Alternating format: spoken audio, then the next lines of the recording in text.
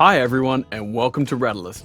In this video we're going to have a look at a quick comparison between the standard corporate work life and the life of an entrepreneur. Do you have an entrepreneurial dream? Are you cut out for the lifestyle? Let's get into it and take a look. Starting with corporate life. The work is relatively easy and it can be a comfortable, easygoing time with little responsibility. Now this can be a pro or a con, depending on your personality. If you want to really stretch your abilities and be pushed out of your comfort zone, then this may not be the path for you. You may feel that your talents and abilities are being wasted in your standard 9-to-5 job.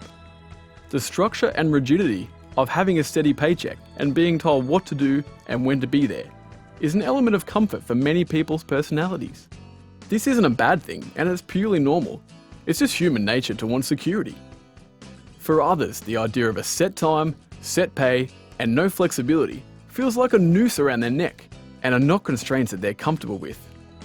This stability is also seen in the corporate linear path to success, where if you put in the time, you're going to progress and be promoted to better positions. This is seen as a safe and stable path with little risk of going backwards. Another big factor is downtime. In a corporate or standard working role, when you're not at work, you've done your 8 hours for the day, then that is free time. You can relax, spend time with your family, or engage in your hobbies. No one expects anything of you until you're back at work, and this can be a healthy and stress-free way to live. You can maintain a brilliant work-life balance, doing the things that truly make you happy in life, and you can make good money doing it. Okay, so let's have a look at being an entrepreneur in comparison. Now there are several big drawcards that can make entrepreneurship so attractive to the right person. Firstly is the potential for great reward. There is no limit or ceiling to your earning potential, and your reward is purely a result of your hard work. Of course, that's not to say reward is guaranteed. On the contrary, entrepreneurship comes with significant risk, and that risk is that you pour your blood, sweat and tears into it, and there is no reward, and the venture fails. Startups do have an inherently high risk of failure. If you are not risk adverse and the possibility of significant reward and profits excites you, despite the inherent risk, then you probably have an entrepreneurial mindset. Another big drawcard is that you have the freedom to work wherever and whenever you want, and the power to make all of the decisions. You are the boss, and the responsibility ends with you. If you want to take your laptop to a cafe and work, you can do it. If you want to get away to particular family events or spend more time with the kids at home, it all becomes more possible to control. You have the flexibility and freedom. But that's not to say it's all cappuccinos and downtime. Entrepreneurs can work some huge hours, often double what they would in the corporate world, and then add in weekends too.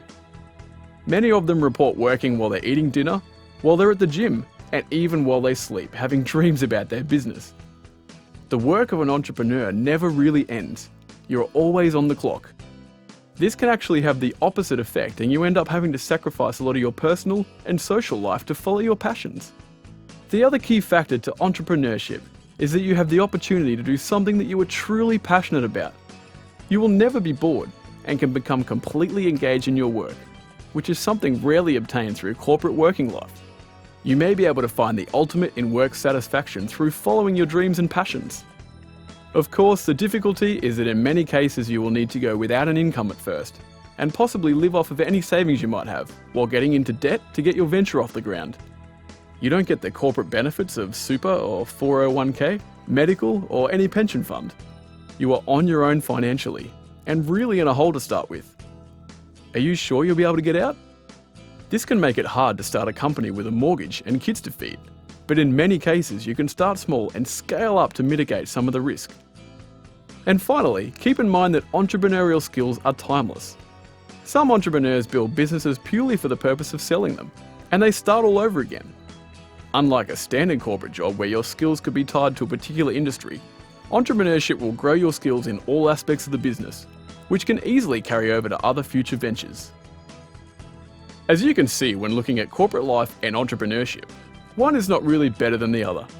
It all comes down to your personality, your risk profile, and your drive and passion to do something different. If you need to feel safe and have the stability in your life, then the corporate career path is probably for you, and that's the majority of people.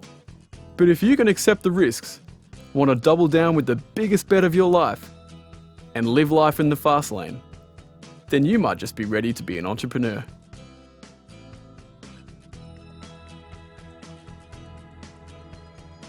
Thanks for watching, YouTube. Please subscribe to support the Ratalyst channel, and we'll see you next time.